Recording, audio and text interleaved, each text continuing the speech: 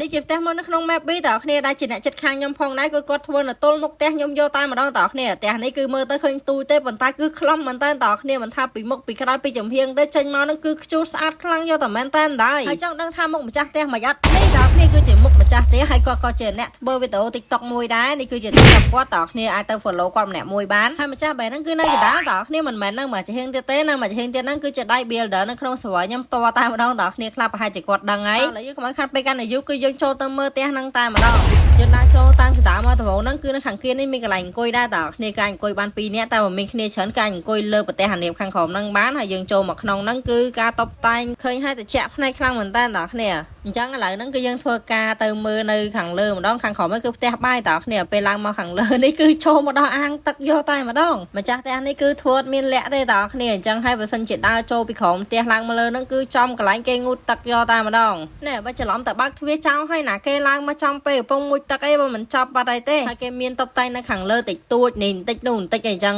ទៅអូខេប៉ុណ្ណឹងមានអីទេឥឡូវហ្នឹងគឺយើងមកមើលនៅកន្លែងដេកវិញតើគ្នាហើយកន្លែងដេកគេហ្នឹងក៏អត់មានតុបតែងអីច្រើនណាដាក់តែក្រែពីរហ្នឹងបដ ாய் ហើយចូលមកកន្លែងយាមខាងក្រៅនេះស្អាតតើគ្នាកន្លែងយើងឈរមើលតែសភាពអីចឹងណាណែគឺមកអាមយកហ្មងណាអាយ៉ាភ្លេចមើលនៅគៀនហ្នឹងផាច់ជាដបស្រាតើគ្នានេះគឺដបស្រាច្បាស់ណាស់អញ្ចឹងសរុបមកគឺបែបហ្នឹងមានតែប៉ុណ្្នឹងទេតើគ្នាសារតែផ្ទះទូចគឺអត់មានអី review ច្រើនទេតើខ្ញុំចាំដាក់បន្ទុកឲ្យផ្ទះហ្នឹងម្នាក់មួយផងតើបានប៉ុន្មានបន្ទុកហើយកុំភ្លេចនេះតើខ្ញុំសិនចង់ធ្វើអ្នកចិត្តខាងខ្ញុំធ្វើផ្ទះស្អាតៗអីគឺខ្ញុំដាក់ location នៅលើហ្នឹងតើគ្នាមកហើយធ្វើនៅម្ដុំហ្នឹងមកឲ្យតែធ្វើស្អាតគឺខ្ញុំ review ទាំងអស់តែម្ដងនៅក្នុង map ទី2